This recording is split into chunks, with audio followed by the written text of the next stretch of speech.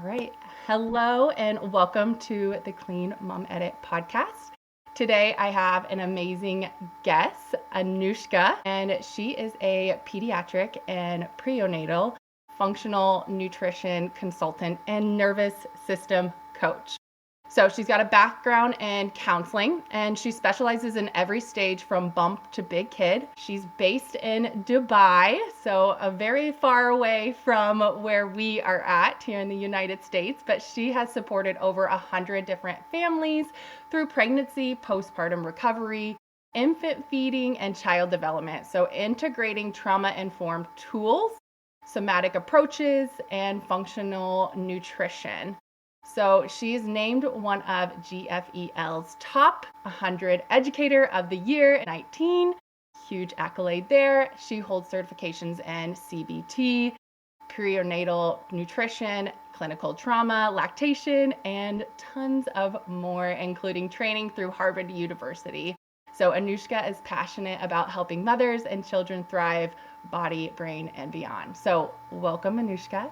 We are so happy you're here. Thank you for having me. That was a lovely introduction. I'm happy to be here. So Anushka sent me over a couple of topics that she wanted to speak about. And so she gave me the option to select which one that I feel like would best resonate with my audience and what you all want. And so I decided to choose building a confident breastfeeding mom, nutrition, nervous system, and letting go of the noise because ultimately, I just finished my breastfeeding journey. And so I do think it's just super, I don't know, I'm kind of like grieving before, but just kind of reflecting also, my experience.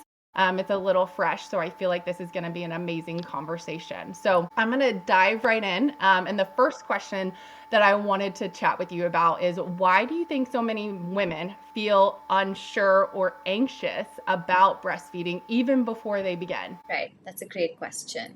So I think a lot of us have grown up feeling a huge disconnect as women from our bodies and from who we are because of the society that we've been raised in. No matter where we are in the world, we've had to fight for a place. We've had to prove ourselves constantly. We've had to, thrive in male-dominated fields that were not built for women, our bodies. We're cyclical beings and we're expected to do the same thing day in and day out. There's a huge disconnect from ourselves, and there's a lot of shame that comes with being a woman.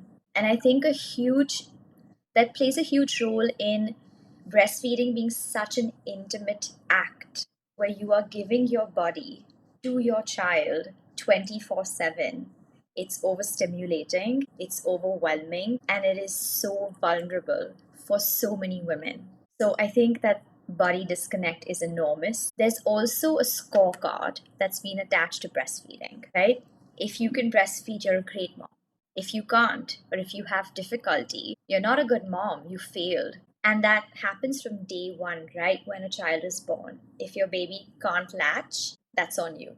If you're in pain, that's on you, and you feel like something's wrong. And then everything is also so medicalized. Your entire body, your mental state, your being, something that you actually want to connect with your child with, right? You want that bonding to take place, has been so medicalized and rationalized, like it's a procedure. And that takes away the emotional connect that you can build. And then we have different shifts in a hospital, right? So you have a lactation consultant, you have nurses, you have everyone giving you different advice. Sometimes something works, sometimes most of the things they say don't work. And then it's one reprimanding you for using the other's tools. So it's so confusing, so strenuous. And I think that right after birth, for a mother to be able to manage all of that contradictory advice is a lot of pressure. We also don't have a village anymore that's supportive. We can have friends, we can have family, but that doesn't equate to a village. It's not conducive, it's not supportive, it's not giving you what you need. And often, in trying to find that village, we window shop or we go shopping for experts that don't align with us. And also, not everyone can afford doing that. So I think all of those things play such a big role in whether you're pregnant, whether you're not, whether you're a new mom, and you have to get on your breastfeeding journey. Do you think that there's any connection to like mindset, because I feel like there is a lot of like word of mouth and, on the internet that like there's so much push for breastfeeding. And then you do hear a lot of like struggle stories. I feel like people a lot are just in like, victimhood or, whatnot. Do you feel like their mindsets are already like made up before they even like make it to the hospital? And like, do you feel like if they were, changing their mindset of like, I can do this, or like, I'm going to breastfeed, like kind of like walk me through how you think that they could best like set themselves up for a more successful, start to their journey? I think it's important to speak to enough people who've experienced it. But I also think it's important to know what you want to do, because often we take on other people's trauma and it becomes environmental. I think it's extremely important to get yourself a good lactation consultant booked for the day that you give birth. So that's something that I really believe in, is find someone who aligns with your beliefs, the way you want to be supported, and someone who understands you and your birth. And when you have that support right when you've given birth, they're there to help you through the process. A lot of women don't find that support. So I think it's important to plan that. I've met so many women who are breastfeeding who don't lose weight or who keep putting on more weight. And it's about mums having to bounce back. It's about mums not looking good enough, then them being told what's happened to you. You were so fit before. Or them not eating anything through the day, barely eating, but they're putting on so much weight and they don't feel that connection with their body anymore. It's a shift in identity. They're spending all night feeding their babies. So I think a lot of these things and a lot of what others' experiences are without support also affect women when they're pregnant and when they ask their friends about it. And their friends are like, this is everything that I had to go through. I hated it. So I think getting yourself a good IBCLC helps. I think working or going through content, there is a content creator called the Breastfeeding Mentor, and I really like her content. She talks about the psychological aspects to breastfeeding. She's also a lactation consultant, so she integrates mental health into lactation, and she helps women really understand what's happening to their bodies. How does breast milk support them and their child? And what it's really like, the reality and the rawness of it, but also the beauty of it at the same time. So I really think that those are definitely aspects to look into. So, say that, somebody just found out that they were pregnant. You said you recommend having like that lactation consultant, like be there to support you, day of baby arrival. Walk me, like, how do you suggest kind of like finding that, lactation consultant that's going to like uplift you and make sure that it's like the right fit? Like, where do you suggest like going to find them, and like what questions do you suggest asking to make sure that it is the right fit for you? Okay, so just to make this a little fun, it's like buying a great pair of jeans. You want it to go with everything. You want it to fit you well. You want it to look good on you on days that you're bloated as well, right? So it's kind of like that. So you go to many stores until you find that pair of jeans. And it's the same for any healthcare provider. I do believe that you have to build a relationship. It's also like dating, right? You keep meeting different people until you find the one. And that's the same for your healthcare provider, because once they're in your life, they're in your life. That's one thing that I say. Another thing is anyone who fearmongers, anyone who tells you that that's the only way to go about it, or if you don't do it, it's the end of it.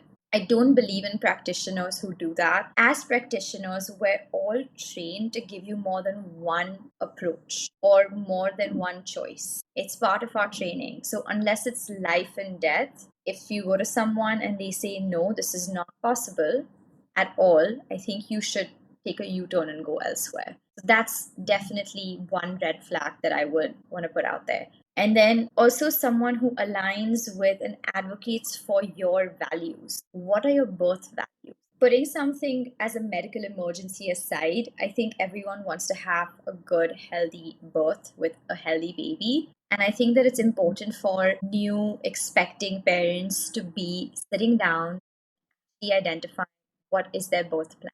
who fits into their birth plan. And then always get someone who's recommended by someone you know really well who has used that service. I once got a referral for a postnatal massage therapist, and she came highly recommended on many chats and by many practitioners that I know. And a client of mine actually had a horrible experience with her. And, that put me in such a bad spot because I really like to vet people through to ensure that my client, when they ask me for a reference, they're not having a bad experience. And I realized that the practitioner who recommended her to me got her reference from other people who said that they've had a good experience. She did not personally have. Interesting. So what I started doing instead is I started meeting everyone, understanding their process, learning about their thoughts, their values, and the way that they ethically go about their career to know for sure that this is someone I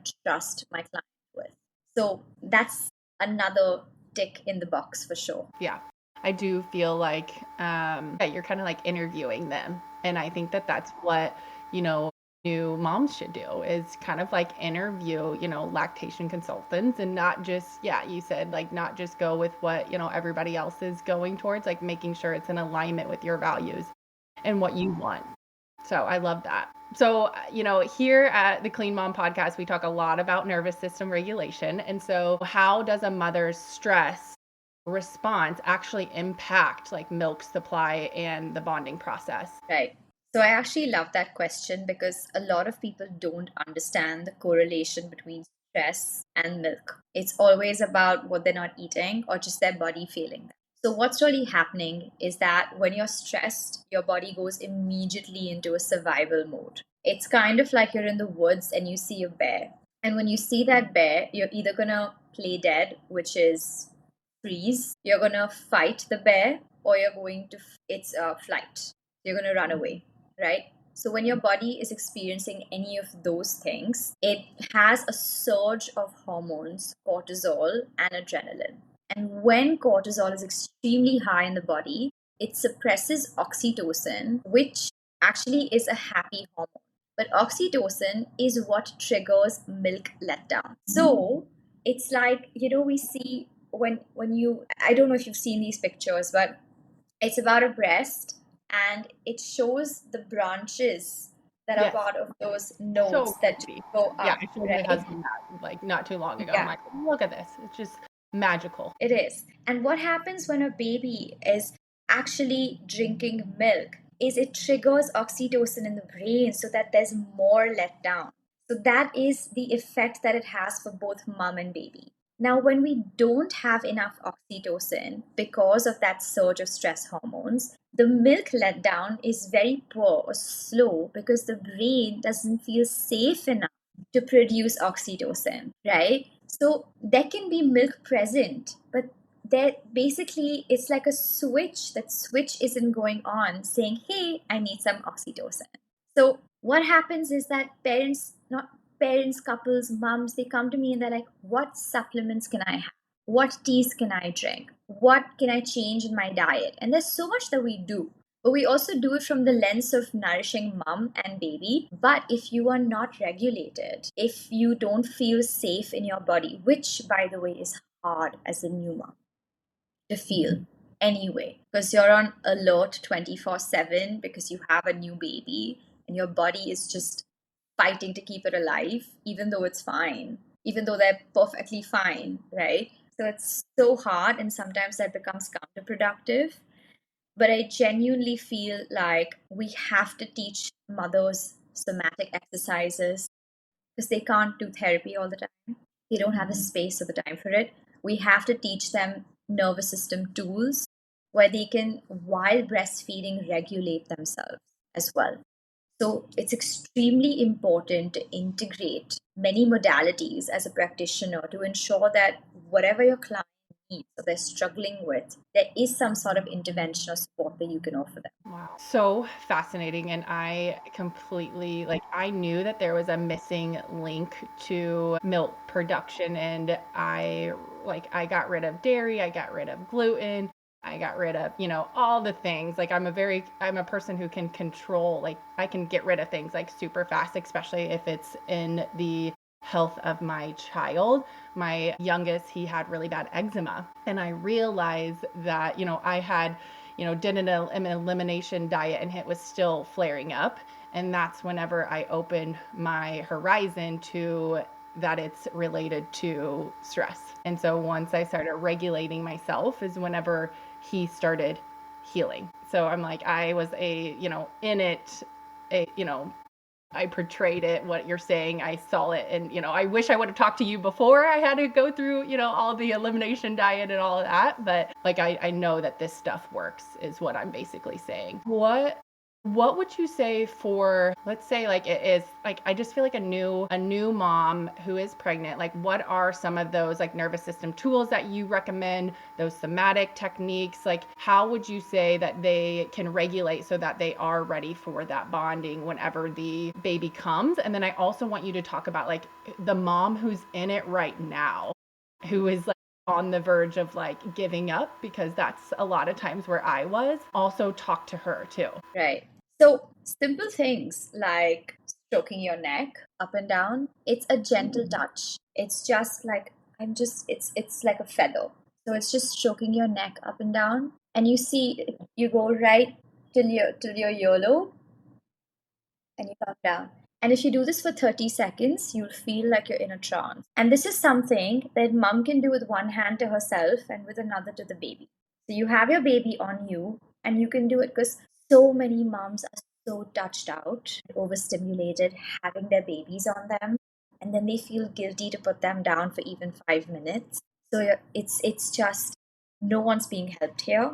And then this one that I really love is you take your hands to the bottom of your rib cage, okay? And then you just circle backwards until you've just kind of hooked the side of your body. So kind of like this. Okay. And so those are your adrenal glands at the back, and they feel a lot of stress, right? So adrenal fatigue is something that every woman is struggling with. And so when we just hold that part and we gently circle over it, just gently circle over. This is something that you can do when you walk. This is something that you can do when you put your baby on a carry-on and you're just holding them and you're feeling overstimulated. This is something that you can do while you're taking a shower and you're just visualizing that water, just helping you release anything that's making you feel frustrated, tired, a lot of grief, sadness, all of that. And then I love the butterfly taps. Mm-hmm. So you just cross your arms over your shoulders and you just tap rhythmically. I know some of my clients like to do alternate taps for some reason. That works for them. Some like to just do one rhythmic tap. So that really helps. Another thing that I think really helps me, especially, but also this breastfeeding mom that I'm working with. And we realize that sometimes when you just touch your sternum, which is the middle of your rib cage, right? Some of us feel pain. Like you don't have to massage it, but you just feel like there's some sort of pain when you're just circling around it. All of that is grief. And so we just want to gently circle over it for about a minute every day. And this just helps you release grief from your body. Is this part of the vagus nerve then? Is that why Yeah, you're okay? yeah. So it teaches you it actually takes you back to when you were a baby and when you had this type of movement. And that's what makes it safe. I'm like on the verge of like crying right now because I just feel like, honestly, I was doing that to myself and I felt like the release, because lately I have been feeling a ton of pain in my chest. And I think it's just like, grief of like breastfeeding and like working through that and this new life that, I'm living with my baby now. It's like he doesn't need me as much. Like it is like a grieving process too, whenever you have, finished your journey. But I also, the adrenal, that is very interesting, because I will say that like my son, whenever he is getting nervous or like overstimulated, like he rubs that area. And now I realize like it's probably because he carries a lot of stress there. So like these techniques, I also like whenever I, do them to myself, or whenever women, hear about these, I want them to know that they can also do these on their children too. And it's super beneficial, right? Yeah, for sure. For sure. In fact, I'm sorry that you're going through that grief. I know it's so hard. There's so many things where you look at them as milestones, but also things that they're memories that you want to hold them as well. It's a lot of changes. When you said that about your son, I just want to tell everyone listening that kids intuitively actually respond through their bodies. When they enter society and they're expected to behave a certain way, that they start to disconnect with those things. Like you see a child jumping around in one place, right, when they're overstimulated. And shaking is actually a huge nervous system regulator. And then we look at that kid and we're like, stop doing that so often, right? So these are things that I like. A great morning tip is if you have a toddler or if you have a child who can walk, before you get out of the house, because you know it's a new environment and that they're going to be dysregulated, is make it a habit to do a shaky shaky before you leave. So it's fun. They're regulating themselves before they step out. You're not waiting until a volcano has erupted. And it's just like a family routine that you have. Mom or dad or both are doing shaky shaky, so they're regulated. And then the kids are doing it, so they're regulated. Love it. Like put a good song on and just do it for, like how many minutes or seconds do you think is like worth it?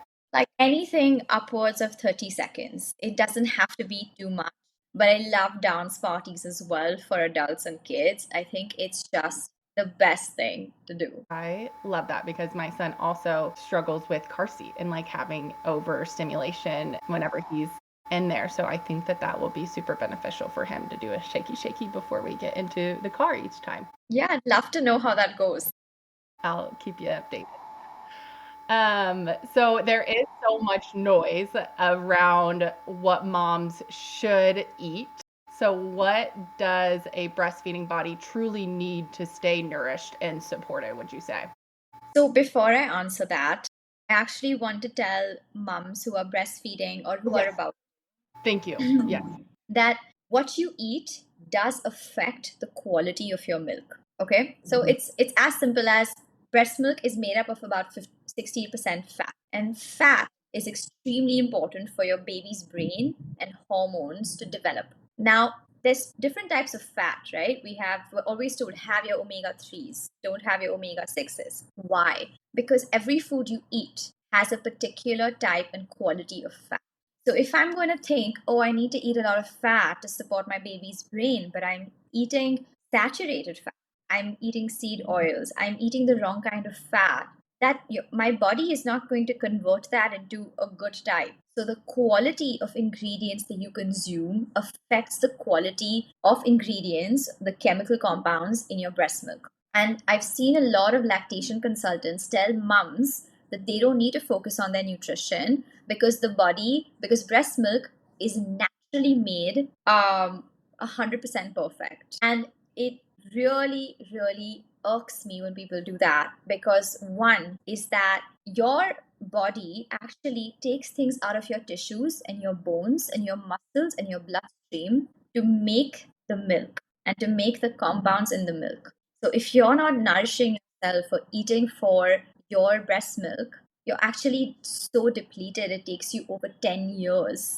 to heal from the process. So that's something that I wanted to give as a little disclaimer, is please eat when you're breastfeeding or when you're preparing to breastfeed. So to answer your question, so a breastfeeding mom actually needs to consume more calories every day than a pregnant mom. And when I was doing my perinatal training with Dr. Lindsay Taylor, she's known as the food doula on Instagram. I don't know if you've heard of But I'm her. going to after this. Yeah, she's amazing.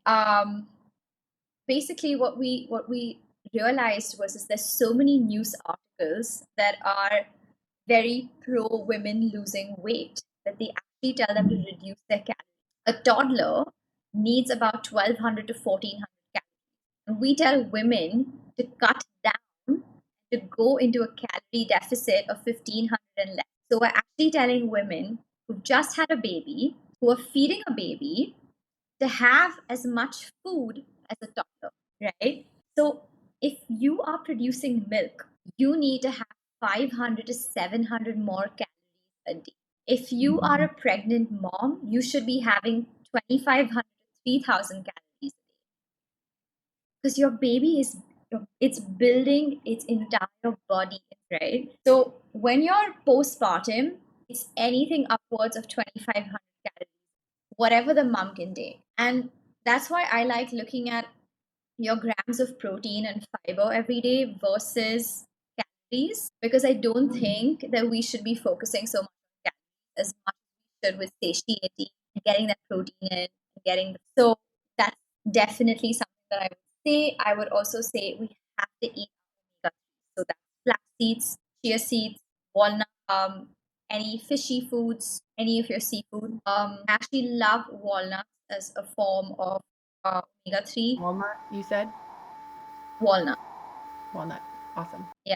So when you soak them overnight, when you have them the next, they actually are so much easier to digest.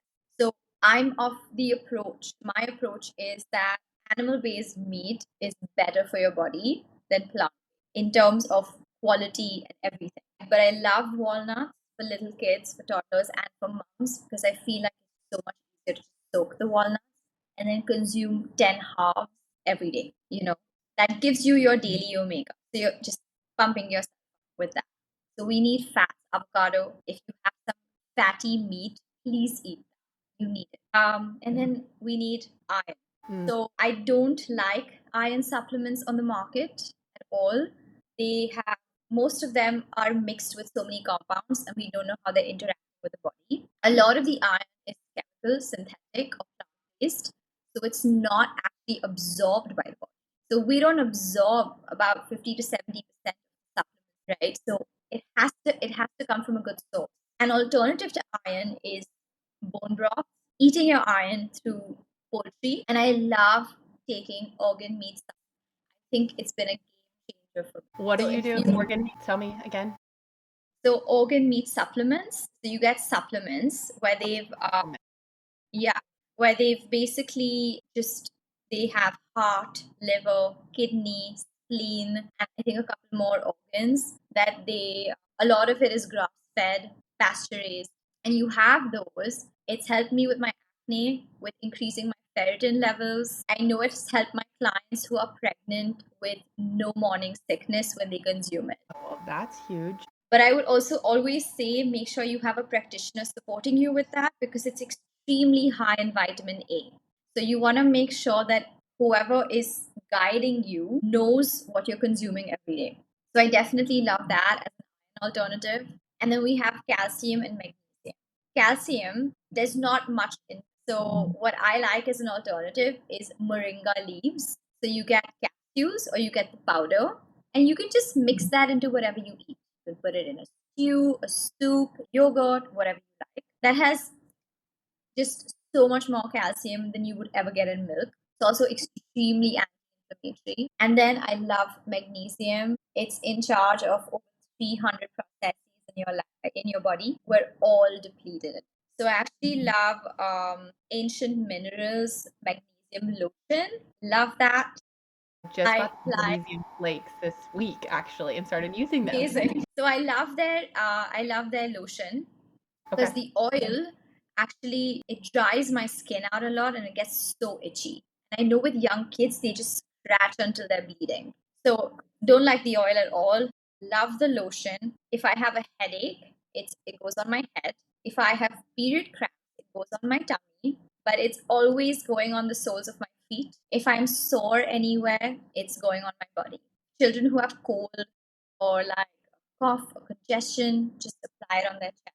It just gets absorbed into the body immediately. So I would say have the magnesium lotion on you every day without fail. And then from the same brand, they have a magnesium glycinate powder. So just get that because we need a lot of magnesium for calmness, for mental health, for a lot of things in our body.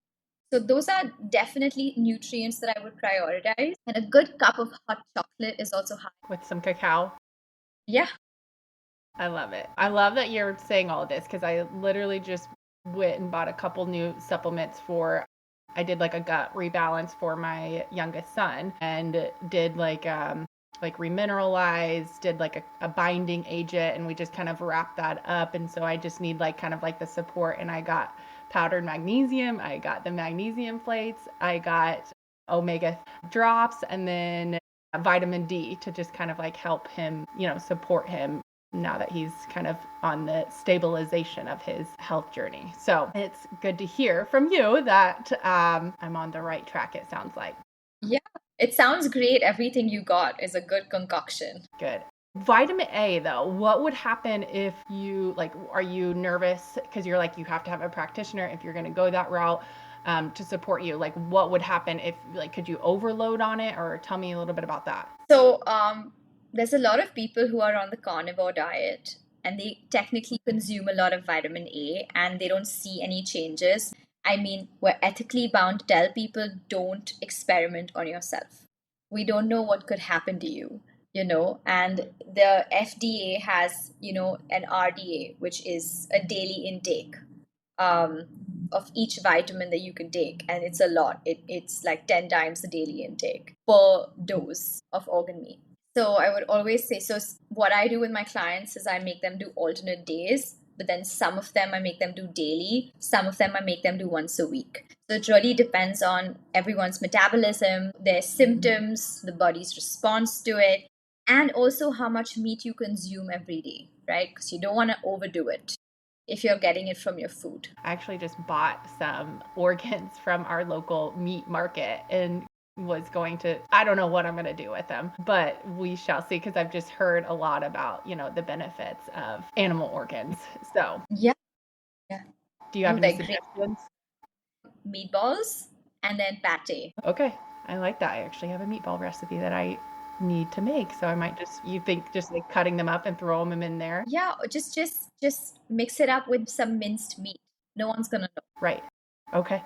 I love that. Okay, so there is advice everywhere. I feel it even as I do feel like I'm an individual that knows more than the average Joe of, wellness. And that's why I'm in this space to share that information. And I still feel overstimulated when I go on social media or Facebook. So, with a lot of pediatricians too, family members, talking in your ear, how can a mom learn to trust herself and filter what's helpful from what's fear-based? Okay, great question. I think everyone has good intentions here. However, good intentions don't equate to the outcome that you need, right? It's not one size fits all. What I really say is everyone has their specialization. So if it's a pediatrician, they're in charge of keeping your baby alive, keeping your child alive. Their focus is entirely on medical intervention. So when we look at doctors, there's so many papers that have come out where they have about less than 30 or 17 hours of nutrition education. Yet, people would prefer what a doctor says over someone like me who practices functional nutrition. So it's very important to understand that different specializations are what we have to kind of peek into, because not everyone knows everything. So that's definitely one thing. What I want for people to know is, how do you feel after you leave that appointment? Do you feel anxious? Do you feel calm? Very important to connect with your body. Does this align with my values?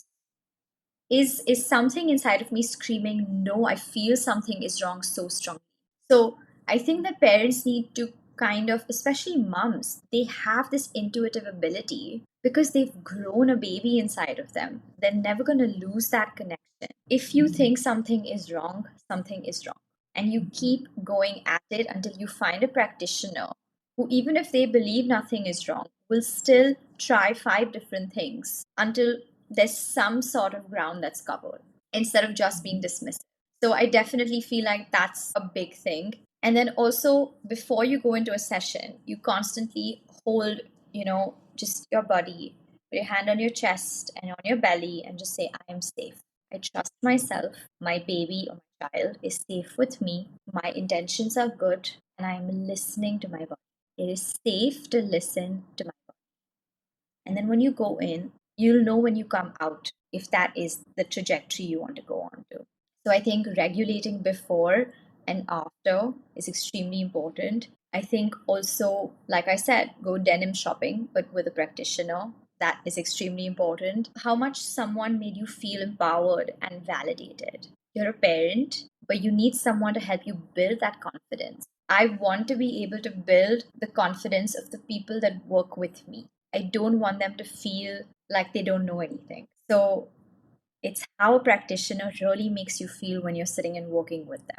And anyone who doesn't have time for you is not looking at your chart well. And I also want mom, I just heard it from a mom not too long ago. She's like, yeah, my pediatrician, was making me feel like a bad mom, like because she was constantly asking me about like, development milestones and because her baby wasn't sleeping. And like, I'm like, if you are feeling like that, then you need to find a different pediatrician. Like, I think like people just like go through the motions and they don't feel like they have like another option, which is like so wild to me. But that is why I feel like for myself, like once I started, doing regulation and really being in tune with my body is whenever I got clarity. And one thing that I've learned is by leveraging human design, is that we all don't feel things the same way either. Like, some of my clients, feel through their brain. Some of them feel in their chest. Some of them feel in their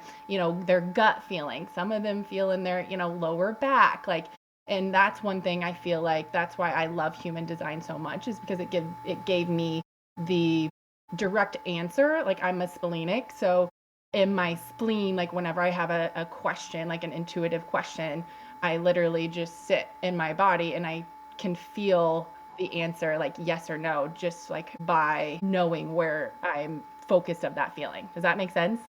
Yeah, and I actually love that. Thank you for sharing that. It's lovely to actually, it makes so much sense. Because we have, like, when you're looking at the nervous system and taking what you said into account, right? It's every part of you reacts that way. So if, like, you're anxious, sometimes you feel anxious through your gut. Sometimes it's here, sometimes it's here. So that's actually amazing to know. Thank you. I learned something great. Well, good. I'm glad. But I feel like there's underlying, working through my clients, there's underlying also trauma behind that. Once we look into the throat or the chest, it's, something that they, can't get off their, something that they're trying to say that they don't feel like they can say. And it's maybe their throat or, their stomach. It's maybe, I don't know, consumption of things. Do you go into that with your clientele, or like what's your journey of support? So it's a session that I do with them. Okay. Now, some of them come one off when they need it, and then some of them take a container. And what we actually do is we sit, we go through what they've done through the week, we go through anything that's troubling them, we do somatic exercises, we do nervous system tools. So it's actually an integration of nutrition support, mental health, and then giving them the tools to regulate their nervous system. So it's like a little triangulation. But what it feels like is it's just a conversation, where a couple times we're doing activities and where sometimes we're like, what would like taste really good with this, or what would make you feel really good is if you had this. So if someone says, I like to have grilled chicken at lunch every day, I'll probably tweak that a little bit and add something to it. So my approach is to add value to your life, not to change your life. It's not sustainable to do that. So we make small daily tweaks. We do micro habit changing, and it's just worked so well for my clients because I work mainly with pregnant and postpartum women or women in different stages of their motherhood. And then, of course, I work with parents who are starting solids because my way of starting solids is focusing on the gut and the brain first, and instead of variety and everything. And then, of course, I do basic nutrition. But when I work with the postpartum women that I work with, they don't have energy, they don't have time, they're so tired. So, what we do is we just add 2 or 3 tweaks at the start of their day for maybe a month, and that's it. And when they come back, it's usually on day 4 after we've discussed that and they have their plan where they're like, I did not feel like I could feel any better getting up in the morning. I didn't think that I would make it through the day the way that I have. So, always those kind of things. And I think It's not that women don't want to do it, it's just that they don't know how. And they need someone who gives them a safe space and who makes them feel like they can love them. Great. I used to have my coaching business like whenever I first started 3 years ago, and I would give them like a complete meal plan. I would give them their complete like workout plan and like completely overhaul their life in a week. You know what I mean? Like I would deliver all of this, and I was like, they were doing all the work and like they weren't getting like, these crazy results that they wanted. And that's where I've kind of like gone on my journey, and I'm like, why isn't this, sticking? Like I feel so bad that they are following these rigid schedules. And now I realize I'm like, oh, okay, it's the small habits, it's the slowness, it's the reflection, it's the not one size fits all. Like that is where the true magic and the sustainability lasts. Yeah. I think all of us have to learn these things the hard way, where we pour in so much into our clients and we don't see results. And it like triggers imposter syndrome. It triggers so much and it makes you feel like you failed as a practitioner. And then you circle back to it and you're like, wait, this is what I wasn't seeing. And I don't know like if it was for you as well, but for me, it was more of my clients mirroring me, where I was going too fast and I needed to focus on my micro habits and I had to make those changes and I had to learn those lessons through them, unfortunately, to support them better and to see what was wrong. 100%. When a mom truly feels confident in her breastfeeding journey, what does that look like and feel like? So, even when you're a confident mom, even when you've got the hang of it, not every day is going to be the best. I think that I want to put that out there because either we're glorifying things or we're really like demotivating people. So, not every day is going to be the best, but you're going to intuitively understand what your baby needs a lot better. You're going to intuitively understand what you need a lot better. You're going to have better energy. Your mood is going to be more manageable. The way that you responded to stress will be different. So you'll be okay with going with the flow. You'll be feeling comfortable in your structure, but also have space for some unstructured structure. There'll be a lot more play. There'll be a lot more of being in the present. So when we're anxious, we're actually nervous about the future and uncertainty. And when we're depressed, we're stuck in the past. The way to go about this is to stay in the present. The more we stay in the present, the less either of those feelings, emotions, energies will affect. So I think that, and then also not outsourcing your, we know that we want people to appreciate us. But when we outsource that, even to our partners, what that's doing to us is saying, so getting that confidence and validation from the inside. And then if anyone else says something, it's the cherry on top. The rhythm. I love that. Like just finding your rhythm. And I think that was like the biggest misconception for me was like that, once I like, if my baby wasn't sleeping and I would go in there, kind of like erratic and like, being like, I just want them, I just want them to sleep. And I feel like the shift for me was that being present, also just being able, like you said, like manageable. Like I thought all of my problems will, go by the wayside. And I realized like going through this journey, like it's about managing your problems and your emotions. Like it's like there may, especially like I'm just thinking like breastfeeding, like that first go in the hospital, like I know like I'm like sweating right now, like thinking about it. Cause it's like, you're so nervous. Like, is this going to work? Is it not? Like the latching process, like, that is just such a hard season of life. And I feel like I can say that, but knowing that, that it's about how you react to that situation, like, breathing through, but accepting that, the trials are still going to come, but it's how you react to the trials. Cause I thought like, the perfect breastfeeding journey was that, you would just put the boob in their mouth and they would, they would latch, and every day it's just like eating at this time and that time. And it's like, oh, no, that's not it. The successful breastfeeding journey is by acknowledging, the trials, and also acknowledging the, having gratification in it as well, and being able to sit and your seat with both of those. And I think that's the beautiful breastfeeding journey. Yeah, yeah, that makes a lot of sense. That's great perspective. I don't know. I'm just like, it's a lot of freshness, obviously, coming off of the journey. Yeah. So I'm just like thinking about how I've like processed it and how I've like accepted that. So, all right, my last question for you. If you could tell every new mom, one thing about breastfeeding, like what would it be? To start off with, I think I want to tell every mom, no matter what stage of motherhood that they're in, is that you weren't designed to do any of this alone, okay? Because it starts off with everyone has been doing this since the beginning of humanity. They've been bearing children, they've been raising children, and I'm the one who's a problem, is something that I hear all the time. So, you were not designed to do it alone, and neither was your body. And I think that that is the biggest thing that I want to say.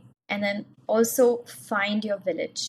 If that's an online support group, if that's a group of practitioners, if that's someone that you met at a prenatal class, if whoever that is, find your village. You mean it'll be hard. It may not be people that you know already, even if they're on the same journey. This has to be people that align with your values of parenting, of what postpartum looks like, what breastfeeding looks like.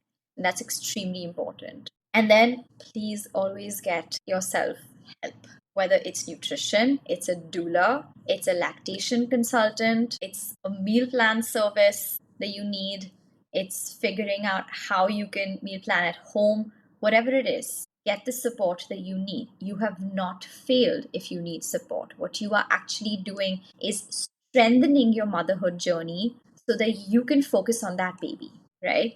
And I think that's so important. I actually wrote on this thread comment where someone asked what they should gift their friend who's pregnant. Because she was like, everything on the baby registry is for the baby, but what can I get her? And I said, please buy her a consult, or gift her a consult with a lactation consultant. We need to do these things and we need to start making it more of a community choice where we're actually gifting sessions or gifting some sort of, even if like three people come together and gift something, that would make a huge difference for a mom. And also not to internalize the mom guilt and failure.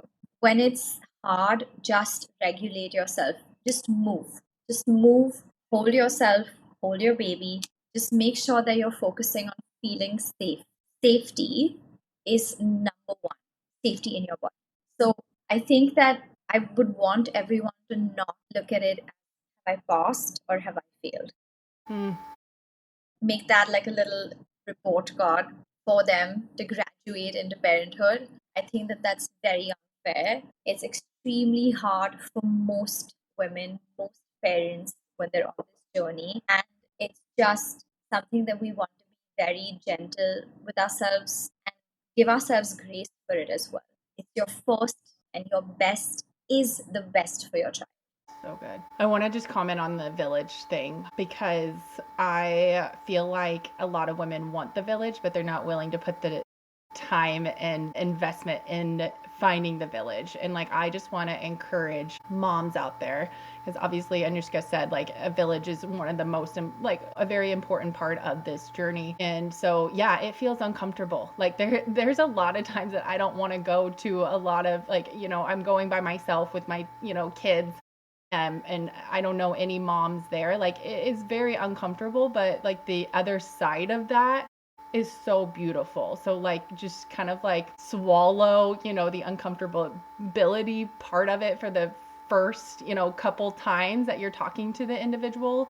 And then like it will just flow. So that's one thing I'm like, I just feel like everybody's so scared to go and find the village and they're just hurting themselves because they'll never, if they don't put the effort in, they'll never find their village. So, and then I love the baby buying a session for a baby gift. And also one thing is I realized that instead of buying material things, because I'm in this, minimalism type of season of life, and also buying like you said, like a food service or a cleaning lady. I had one of my girlfriends, her sister got in a really bad like side-by-side accident, and instead of buying them food because everybody was bringing them food, I'm like, why don't we buy her a cleaning lady to like clean her house? Like, just think that we need to start expanding more into like experience or support rather than like materialism things. I love that idea. I think it's exactly, the last thing you want to do while you're feeding your baby is think about the laundry that's on the floor.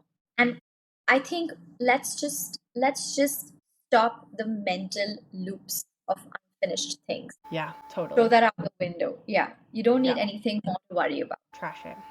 I love it. All right. Well, where can my audience find you if they would like to book a session with you? Tell them all about where to find you. So it's Anushka Gokani with a little underscore Instagram. So I can send that to you so they can find me there. I'll put it in the show notes too, everybody. No Yeah. problem. It's mainly just my Instagram because I do a lot of events in person in Dubai, in Mumbai. So that's where people meet me.